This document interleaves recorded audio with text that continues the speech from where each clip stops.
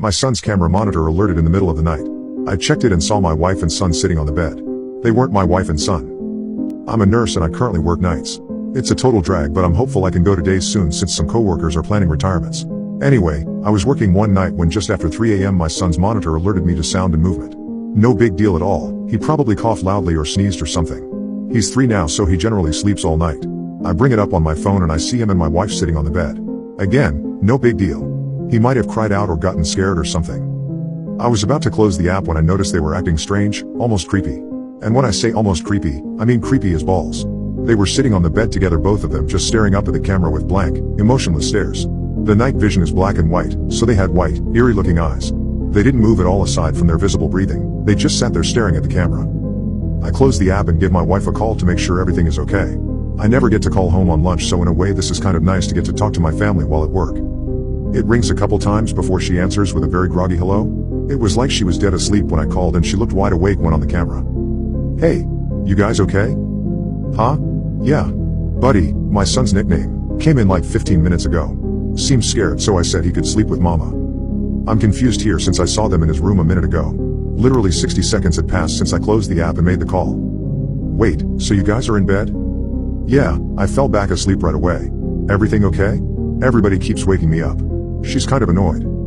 Hang on a second, I put her on speaker and bring up the app, hoping I don't see it. When the app loads, I get that pang of intense nervousness in my stomach that I haven't had in a long time, since I was a kid in school and realized while I was eating breakfast a paper or something was due that day and I hadn't done it. My heart leaps into my throat.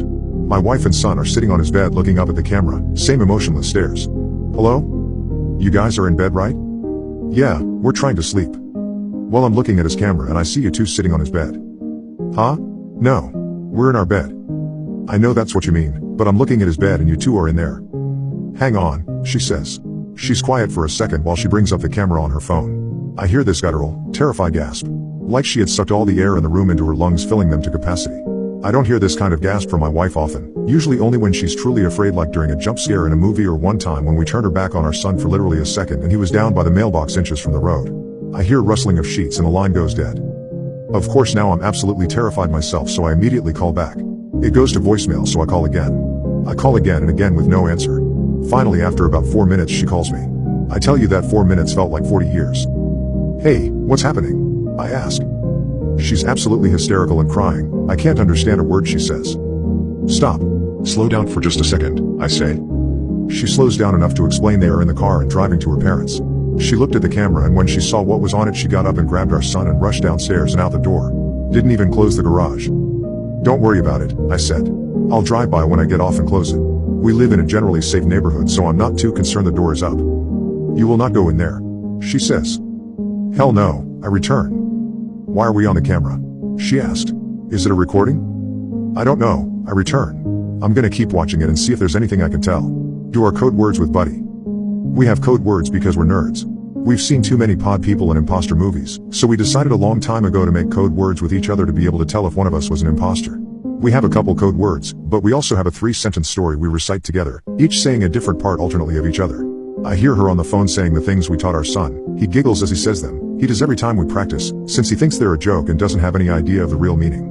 We're both convinced he's our son. My wife then says our part and I'm convinced she's her. We made up these words as a complete joke to ourselves. I never once in my life ever imagined we'd actually need them. Unreal. She got to her parents safely and it was hard to hang up. I told her we'll figure it out in the morning, hopefully just a glitch. She said she didn't think it was a glitch. When she was running out, she had to run by our son's room and the door was open. There's a little flashing light on the back of the camera that indicates it's connected to the internet.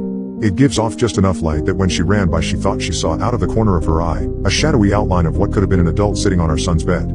It sends chills down my spine to think about. Knowing they were safe and out of the house is the only thing that kept me at work that night. It was a long 4 hours, but I kept checking the camera every chance I got. Sure enough, they were still sitting on the bed staring up at the camera with emotionless gazes. I studied them to see if I could see any pattern, from their breathing to their blinking. Their breathing was steady and looked normal. It was their blinking that would tell me if this was just some kind of bizarre, time loop freak accident video or not. I intently stare at my phone and count the seconds between each blink, telling myself if this is a loop then their blinks should be even and occur at the same time each time. There was no pattern to their blinking. It was erratic and random, just as a person blinking should be. The passing hours are what finally sealed the deal that this was not a weird looped video of some kind. My son's window is visible on camera and I can see on camera that it is getting lighter outside his room. His curtains keep out just enough light to prevent the camera from exiting night vision, but lets in just enough to be able to tell the sun is rising. I try to figure out what the hell I'm going to do before I leave work. Calling the police comes to mind, but I talk myself out of it. First of all, what am I supposed to say? Someone is in my house that looks like my wife but isn't? Worse yet, what if they are entities of some kind and the police do go over and it kills them or something? I decide to tell coworker about it. He's a firm believer in the paranormal and might have a suggestion. I show him the video and tell him the story. His initial response of "that's creepy as fuck" doesn't help much, but he says he wants to go over and check it out. He says we both should to see if not my wife will try and act like my wife. I tell him absolutely not, and he says we should at least go to the house even if we don't go in. I agree on that since I wanted to close the garage. We got to my house and walked around the perimeter first. Not sure what we wanted to accomplish by that, but it felt like something we should do. The curtains were all drawn since nobody was there to open them in the morning, so we couldn't see anything. I went to close the garage and suddenly had this overwhelming urge to go inside and investigate. It was like I just had to know what was going on. So in we went. We walked through the kitchen towards the foyer where the stairs are. It's so quiet in our house right now you could hear a feather drop, forget the pin. We stop at the bottom of the stairs and wait a few seconds. I look at the camera again and they are still sitting there. I've never been so scared in my life. My coworker puts his foot on the first step and I suddenly say stop loudly. Forget this, we're out of here, I tell him. Come on, I start making my way back to the kitchen. We hear a loud creak in the floor from upstairs. It's my son's room.